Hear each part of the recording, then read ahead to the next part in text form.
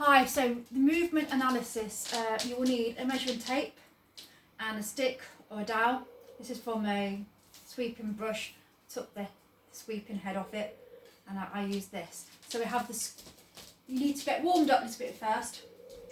Don't need the measuring tape for the first couple of movement analysis things because we're going to do a deep overhead squat and a lunge. So with the deep overhead squat, what you do is you put your arms at right angles. See, got a right angle there, 90 degrees. Okay, each side. And then on the right angles, lift your arms up in the air and then go back. Okay, so your dowel's behind you. And then in that position, your feet are hip width apart and you're going to do your best squat that you can possibly do with your arms locked, dowel behind you. Okay, squeeze your tongue and then go down into your squat, keeping your back in line. So I know that my back kind of arches doing this. So I know that I've got bad mobility in my back and in my feet. So what I'm looking for is hips below the knees, the dowel behind you, looking ahead, not vagus knees, everything in line, posture, really, really nice. So if you can do that forward and also side. So my feet are also turning out a little bit, so try not to let your feet turn out. That's actually okay because it's not turned out too much, but try not to let them turn out so much. So looking for all of those. So that's your squat. If you wanted to, you could do one like this as well. You can show what your squat is like with the dowel just behind your shoulders. And we'll give you a different score for that. Okay, the next one is the lunge. So you've got your feet together, dowel, behind your shoulders like this. And you're just going to lift one knee up. You're going to go down into your lunge, hold it for 3 seconds. 3, 2, 1, back up. Okay, I'll show you the leg. Then you put your foot to foot and then you do the side. So you lift your foot up, go down into your lunge. 1, 2, 3, oops, daisy, back up. So sort of wobbling on my left side, on that side, or on the right side, should I say. So that would probably take a point away from that lunge with the right leg going with the left foot wobbling. So what I'm looking for is feet facing the same way, right angles in the legs, both legs, feet facing forward, so you're not got your feet like this or feet like that, and you're not going forward, and you're back in line. I'm looking for all those in the lunge. Take points off up to 5 for each thing that's wrong. Get a score of 1 to 5. Okay, it's on my phone all the bit, so I'm going to have to remember everything. So we've got the foot mobility one, which is quite easy to do by yourself. You can either use a tape measure or you can use a ruler or something on the floor.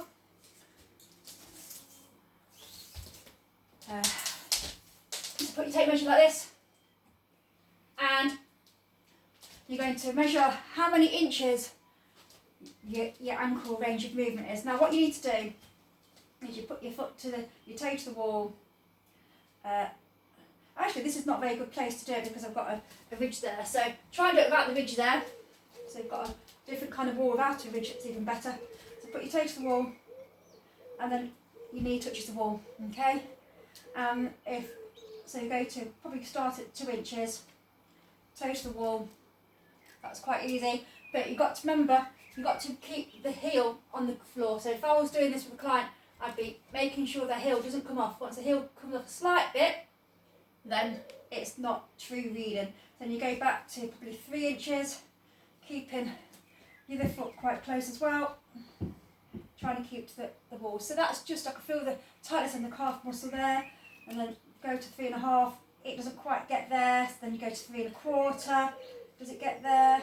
It gets there. So, but you've got to keep the heel in the wall. On the right leg, I know for a fact that's only 3 1/8 because of the ankle range of movement. So each foot will be different, and you'll work on, you get a score 1 to 5 for what it is as well, within the range of normal people. Ankle range of movements, and then we know what, after doing these measurements, we'll know what we need to work on, what we don't need, what we just need to maintain. So what we need to improve, what we need to maintain. It's very important to maintain fitness and range of movement we've already got, but also we know what we need to work on as well. Okay, another one is the shoulder mobility.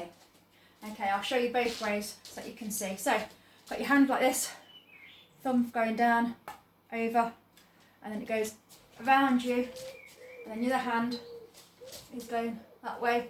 And then what you're going to do, you'll need someone to help you with this.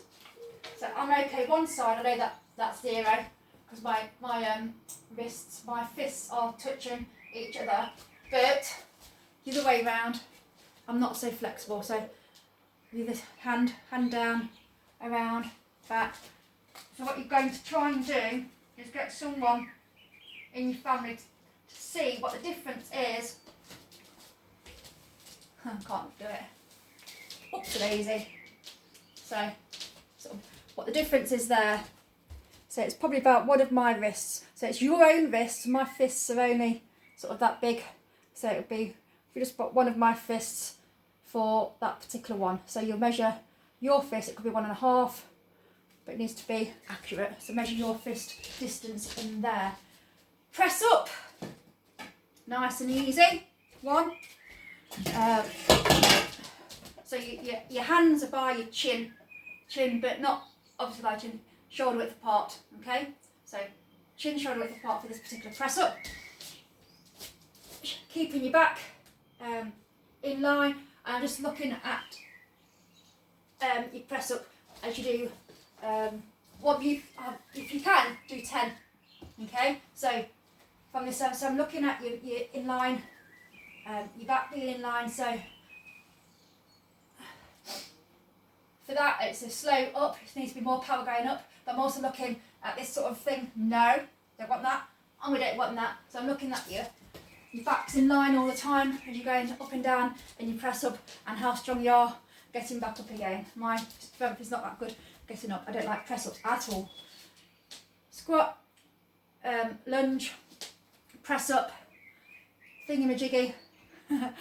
Line on the floor, actually on your front. So you're going to line your front. You will need someone to help you with this. Okay? Shoulder width apart. So when you're on the floor, you need someone to be strict with you to make sure that I can see it might be a little bit more than shoulder width apart. So that's shoulder width apart.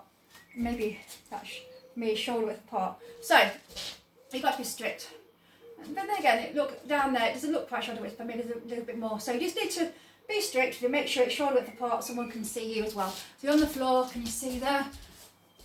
Head down, put a towel down there, what have you, to make sure you don't want to, or sterilise your carpet, whatever.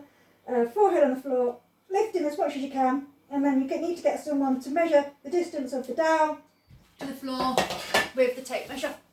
Okay? And then you can do that again. So do it again, do it with your forehead on the floor, and then do it again with your chin on the floor.